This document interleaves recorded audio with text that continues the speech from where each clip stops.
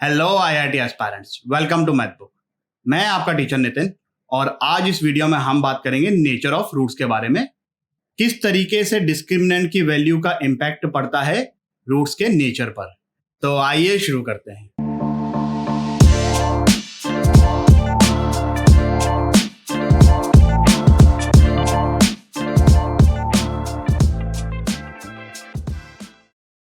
थोड़ा बहुत आप लोगों को आइडिया है roots of quadratic equation and discriminant के बारे में, जो आप लोगों ने 10th तक पढ़ रखा था, लेकिन वो बहुत लिमिटेड था, as I already said, because that time we only know about real numbers. तब कॉम्प्लेक्स नंबर्स के बारे में कोई नॉलेज नहीं था। तो अभी उसी चीज को थोड़ा सा डिटेल में देखते हैं। नेचर ऑफ रूट्स, दो ब्रॉड क्लासिफिकेशंस मैंने पहले कर दिए हैं, जिसमें पहला है जब डिस्क्रिमिनेंट इक्वल टू 0 है और दूसरा जब है discriminant not equal to 0। Discriminant जब इक्वल टू 0 होगा तब तो दोनों ही रूट्स आइडेंटिकल हो जाएंगे और दोनों किसके इक्वल होंगे, -b/2a के। यहां पर इस बात से कोई फर्क नहीं पड़ेगा कि a, b और c का नेचर किस प्रकार का है, वेदर दे आर रियल और इमेजिनरी, कोई फर्क नहीं पड़ेगा। अब अगर d नॉट इक्वल टू 0 है तो दो केसेस बन सकते हैं, एक तो जब d पॉजिटिव है और एक जब d नेगेटिव है। आप लोगों ने 10th में पढ़ रखा होगा कि जब d पॉजिटिव होता है तब रूट्स रियल एंड डिस्टिंक्ट होते हैं, लेकिन वहां पर टर्म्स एंड कंडीशन ये है कि जो a, b, c हैं वो रियल होने चाहिए, क्योंकि अगर a, b, c इन तीनों में से coefficient of x square, coefficient of x and constant term, इन तीनों में से कुछ भी इमेजिनरी हो गया, तब just by observing the value of discriminant आप लोग रूट्स के बारे में कोई कमेंट नहीं कर सकते हो। तो ABC रियल होने चाहिए, D ग्रेटर देन 0 है तो roots are real and distinct. D अगर लेस देन 0 हुआ तब फिर से हम लोग बात करते हैं कि रूट्स इमेजिनरी होते थे, लेकिन तब भी कंडीशन क्या थी कि ABC कैसे हैं, रियल हैं। और इस केस में आप लोगों को अब पता है कि कॉन्जुगेट कॉम्प्लेक्स क्या होता है। तो जो दोनों रूट्स हैं वो एक दूसरे के कॉन्जुगेट होंगे। अगर एक रूट है p + iq where p and q are real numbers, तो दूसरा रूट होगा p - iq। ये बात आप इजीली समझ सकते हो क्योंकि रूट के अंदर की क्वांटिटी नेगेटिव हुई है और रूट के बाहर फॉर्मूले में क्या होता है, प्लस माइनस साइन होता है। बाकी जो रिमेनिंग टर्म्स है -b और डिनोमिनेटर में जो 2a है वो तो रियल हो गया। तो ये जो p है ये -b/2a है और ये जो q है ये क्या है, √b² - 4ac divided by 2a। फॉर्मूले के हिसाब से बीच में प्लस या माइनस साइन आएगा और आप लोगों को पता है कि कॉन्जुगेट क्या होता है, जिसमें इमेजिनरी पार्ट का साइन चेंज हो जाता है। Clear with this? चलिए इस चीज को आगे बढ़ाते हैं। जब ABC रियल है, D ग्रेटर देन 0 है, roots are real and distinct, वो हम लोगों को पता है, लेकिन इसमें थोड़ा सा और डिटेल क्लासिफिकेशन कर दिया है कि अगर ABC तीनों रैशनल नंबर हैं और डिस्क्रिमिनेंट जो है वो एक परफेक्ट स्क्वायर है, तब जो रूट्स होंगे वो रैशनल होंगे। कैसे भाई, देखो, -b/2a plus minus √b² - 4ac, ये अपने क्वाड्रेटिक इक्वेशन के रूट्स का फॉर्मूला है। अब ABC तीनों रैशनल नंबर है तो -b/2a ये रैशनल हो गया, ये भी रैशनल हो गया। जो इररेशनलिटी के आने के चांसेस हैं, it is all because of this quantity. अब अगर मान लो फॉर एग्जांपल b² - 4ac की वैल्यू 3 आ जाए, तब √3 तो इररेशनल हो जाएगा। लेकिन वहीं अगर b² - 4ac की वैल्यू 4 आ जाती तब √4 2 हो जाता, तो ये क्वांटिटी रैशनल बन जाती under the circumstances when d is perfect square. Clear with this? जो इसका सेकंड पार्ट है वो थोड़ा सा ज्यादा इंटरेस्टिंग है। अगर a 1 के इक्वल है, b and c are integer, d is perfect square, तब रूट्स आर इंटीजर। अब आपको ये सोचना है कि ऐसा क्यों हो रहा है, क्योंकि अगर a = 1 है तब तो ये हो जाएगा कि डिनोमिनेटर में 2 आ जाएगा।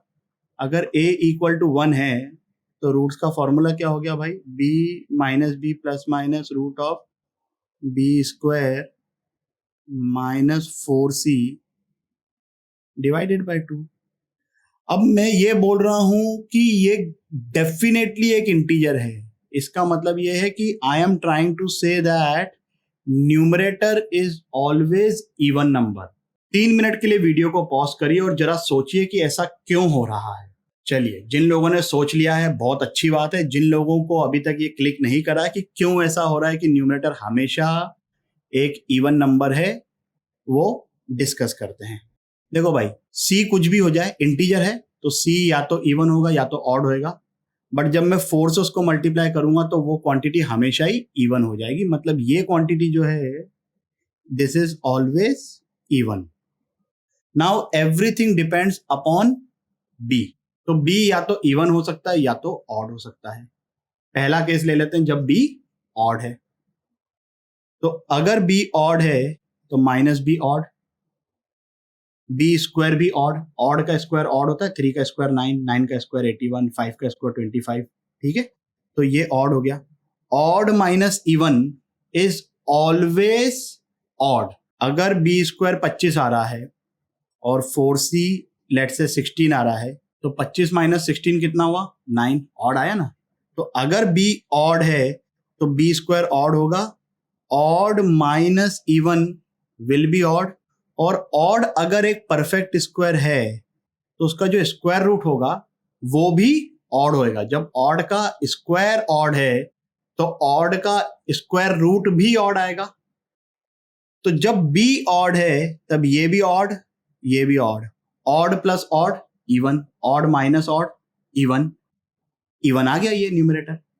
अब दूसरी चीज, जब बी इवन है तब तो आप लोग इजीली सोच सकते हो।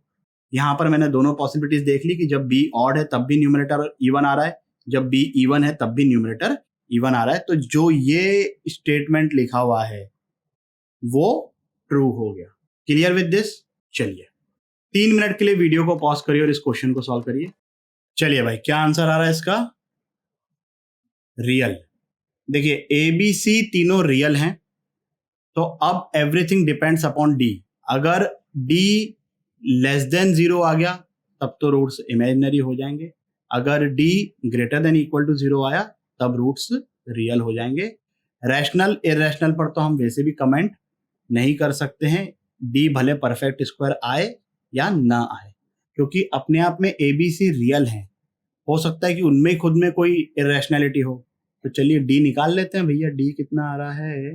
बी स्क्वायर मतलब 4a square -4 times x square का कोएफिशिएंट 1, सी की जगह लिखा हुआ है यहाँ पर a square minus B square minus C square. तो ये आ जाएगा 4 times B square plus C square. अब ये quantity definitely greater than equal to 0 होती है। इक्वल टू 0 सिर्फ तब होगी जब B and C are simultaneously equal to 0। Otherwise this quantity is always greater than 0। आगे बढ़ते हैं अगले क्वेश्चन की तरफ। 3 मिनट के लिए वीडियो को पॉज करिए, इस क्वेश्चन को सॉल्व करिए। क्या आंसर आ रहा है भाई इसका? रैशनल। चलिए, ए बी सी रैशनल है। अब सब कुछ डिपेंड करता है कि डी परफेक्ट स्क्वायर है कि नहीं है। तो डी को चेक कर लेते हैं भैया। डी इक्वल टू कितना आ रहा है? बी स्क्वायर मतलब यहाँ पर 2c का स्क्वायर, तो 4c square minus 4 times coefficient of x square into constant term. 4 को मैं बाहर निकाल लेता हूँ, अंदर बचेगा सी स्क्वायर। ब्रैकेट को फटफट ओपन किया।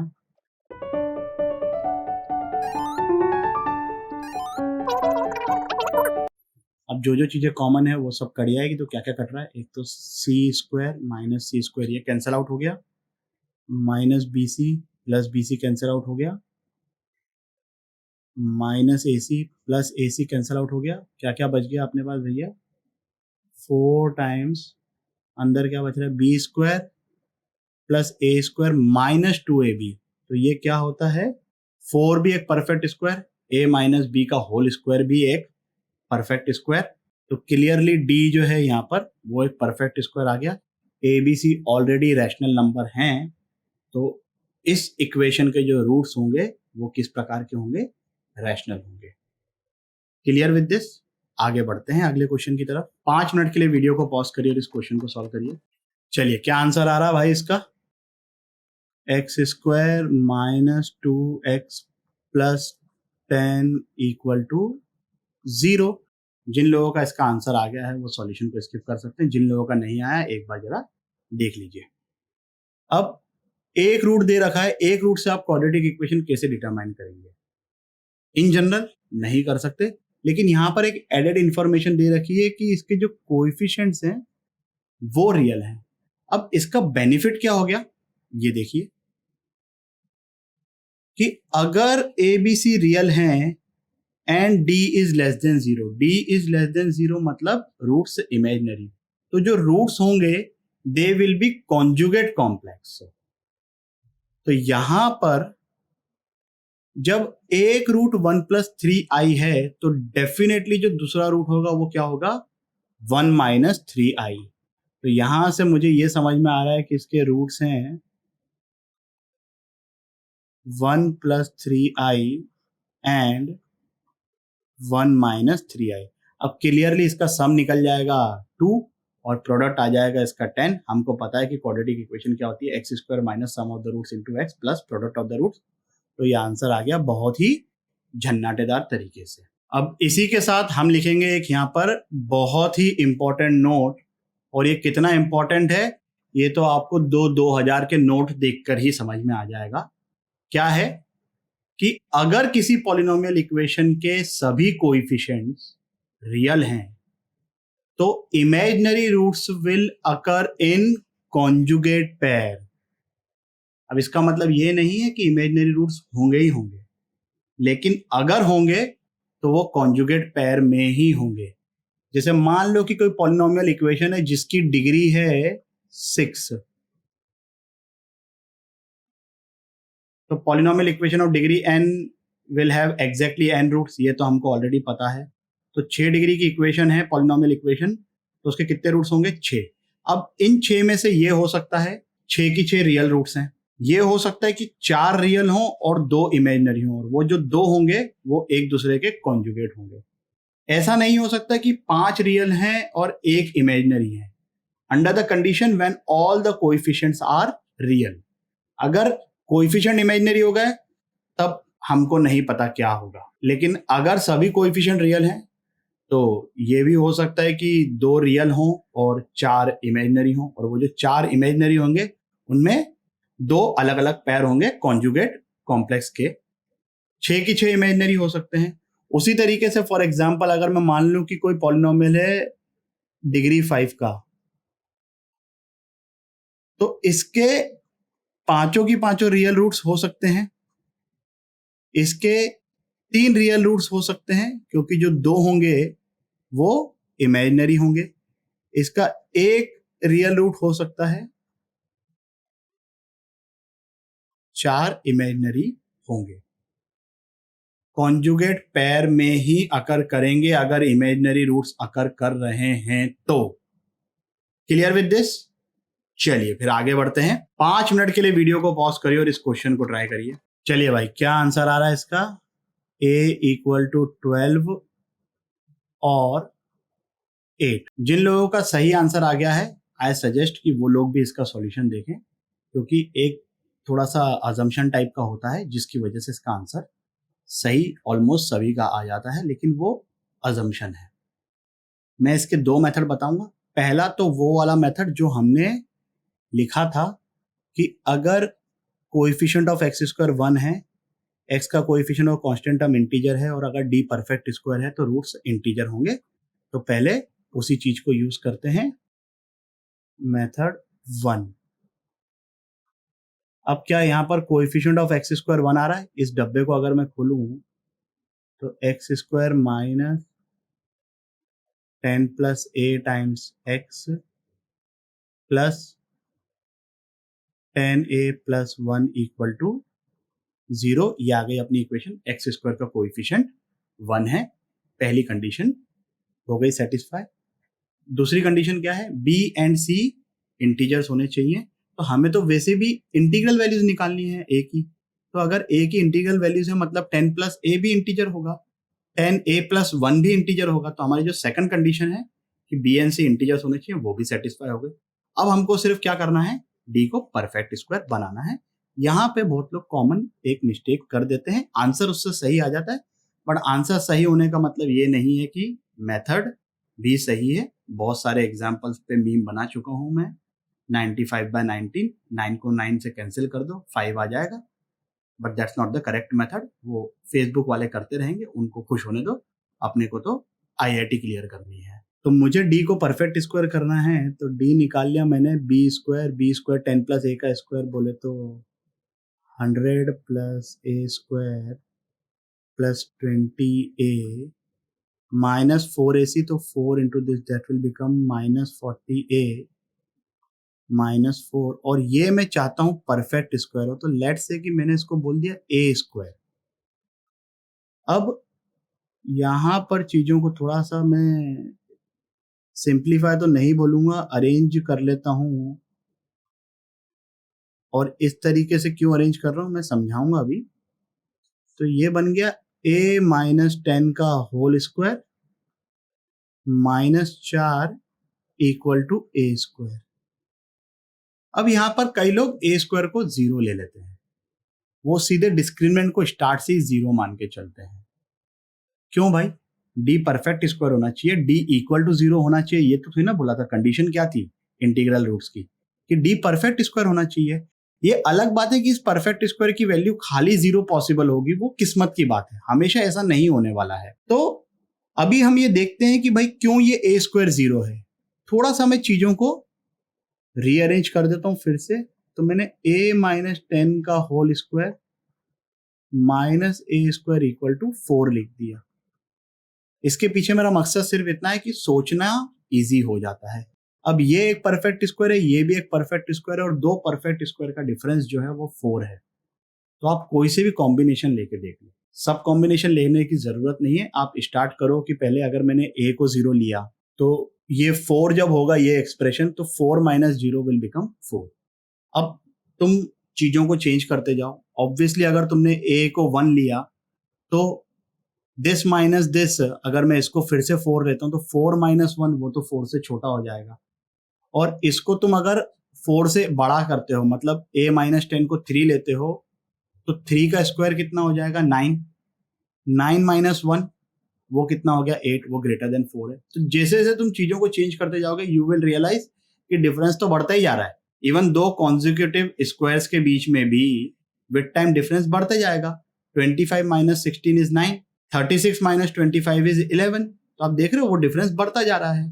तो शुरू में 4 आ गया, इसके बाद 4 कभी आएगा ही नहीं। And that combination was when a was equal to 0 and a-10 का होल स्क्वायर इक्वल टू 4। तो यहां से a-10 इक्वल टू ±2 आ गया, तो a की वैल्यू 12 या तो 8 आ गई। ये हो गया एक मेथड। मैं इसका दूसरा मेथड भी आप लोगों को बताता हूं। क्वेश्चन क्या है, x - a × x - 10 + 1 = 0।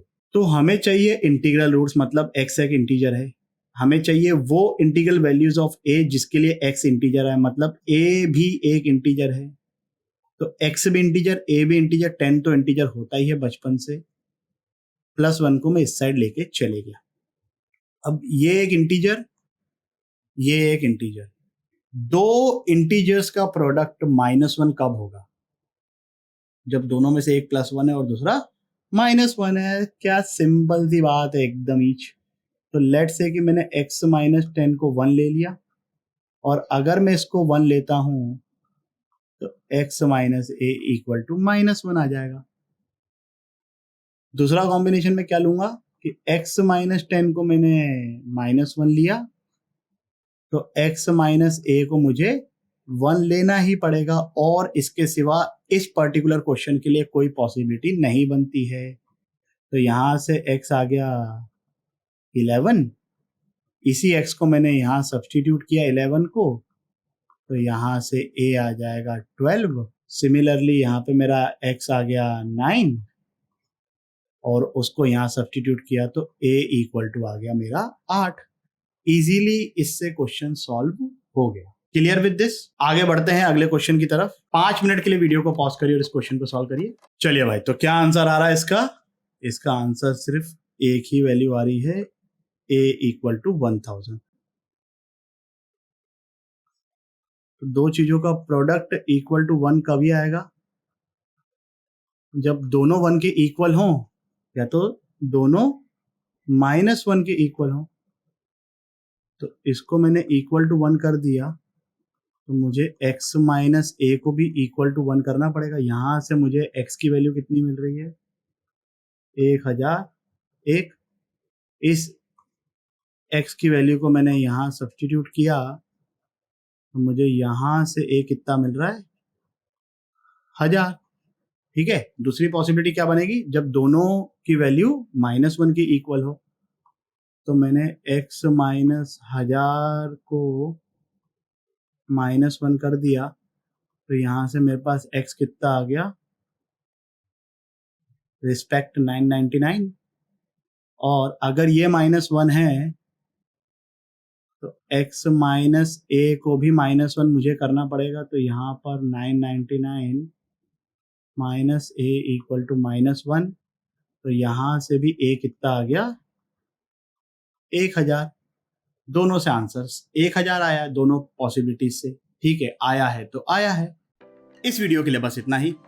आशा करता हूं कि आपको ये टॉपिक भी अच्छे से समझ आया होगा। अगर समझ में आया हो तो लाइक, कमेंट, सब्सक्राइब करें और अपने दोस्तों के साथ भी शेयर करें।